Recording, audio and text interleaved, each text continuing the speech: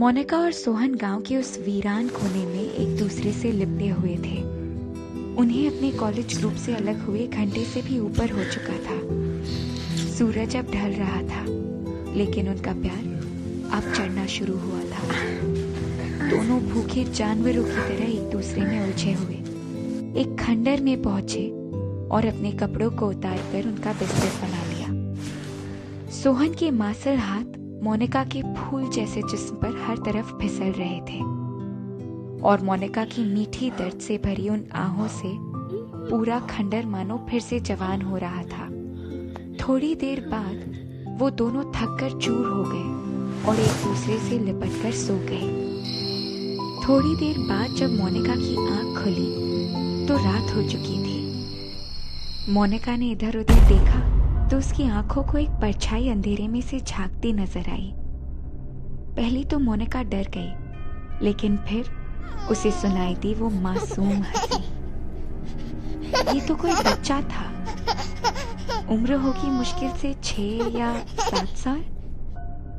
मोनिका इससे पहले कुछ समझ पाती, वो बच्चा खिलखिलाता हुआ अंधेरे में गायब हो गया। मोनिका को लगा कि अगर ये बच्चा किसी बड़े को साथ ले आया तो उसकी बदनामी हो सकती है। इसीलिए उसने जल्दी से अपने कपड़े पहने और सोहन को उठाया, लेकिन सोहन अभी भी गहरी नींद में था। मोनिका अकेले ही उस बच्चे को ढूंढने निकल पड़ी। बच्चे की हंसी का पीछा करते हुए मोनिका एक कुएं के सामने खड़ी थी। उसने देखा कि वो बच्चा कुएं के मुंडर पर खड़ा हंस रहा था। अपनी बदनामी का डर अब मोनिका के दिमाग से कोसों दूर था। उसके जहन में अब केवल उस बच्चे की फिक्र थी जो कभी भी कुएं में गिर सकता था। और फिर वही हुआ जिसका मोनिका को डर था। उस बच्चे का पैर फिसला और वो कुएं में गिर गया। मोनिका चीखती हुई कुएं के मुंडेर तक भागी, लेकिन अंदर का नजारा देखते ही उसके होश उड़ गए।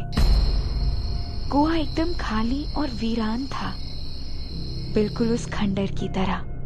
मोनिका ने अपने फोन की लाइट से कुएं में देखने की कोशिश की, लेकिन तभी एक बंदर जैसी चीज कुएं से निकलकर उससे चिपक गई।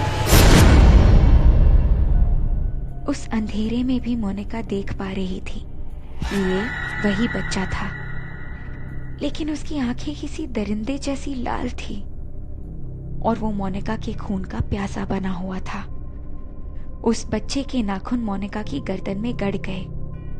मोनिका ने लड़ने की कोशिश की, लेकिन थोड़ी देर बाद उसका जिस्म पस्त होने लगा। वो बच्चा मोनिका को जमीन पर लटा चुका था और उसकी घरघरी आवाज मोनिका के कानों में पड़ रही थी। मम्मी, मम्मी, मेरी मम्मी। वो बच्चा बस एक ही चीज दोहराते हुए मोनिका को कुएं की तरफ घसीट रहा था। तभी सोहन की आवाज मोनिका के कानों में पड़ी। वो उसे ही ढूंढता हुआ आ रहा था। मोनिका ने अपनी सारी ताकत बटोरकर सोहन को आवाज दी। सोहन भागा भागा आया और मोनिका ने बच्चे की तरफ इशारा करते हुए कहा, ये मुझे मारना चाहता है। कौन मारना चाहता है तुम्हें मोनिका? सोहन ने कहा। मोनिका ने नजर उठाकर देखा तो वहां उसके और सोहन के अलावा कोई नहीं था। मोनिका ने ये बात उसे समझाने की काफी कोशिश की, लेकिन सोहन के हिसाब से ये सब मोनिका का वहम था। वो दोनों फिर वहां नहीं रुके। मोनिका ने शहर लौटने के बाद मुझे ये वाक्य बताया। उस बच्चे के नाखून के निशान तब भी मोनिका की गर्दन पर थे।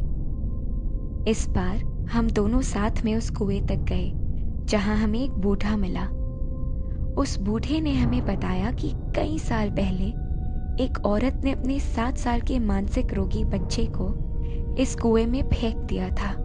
तभी से इस कुएं के पास लोगों को एक बच्चे की आवाज सुनाई देती है जो अपनी माँ को ढूंढता रहता है। ये सब जानकर मोनिका और मैं शहर लौट आए, लेकिन आज रात ही मुझे मोनिका का फोन आया।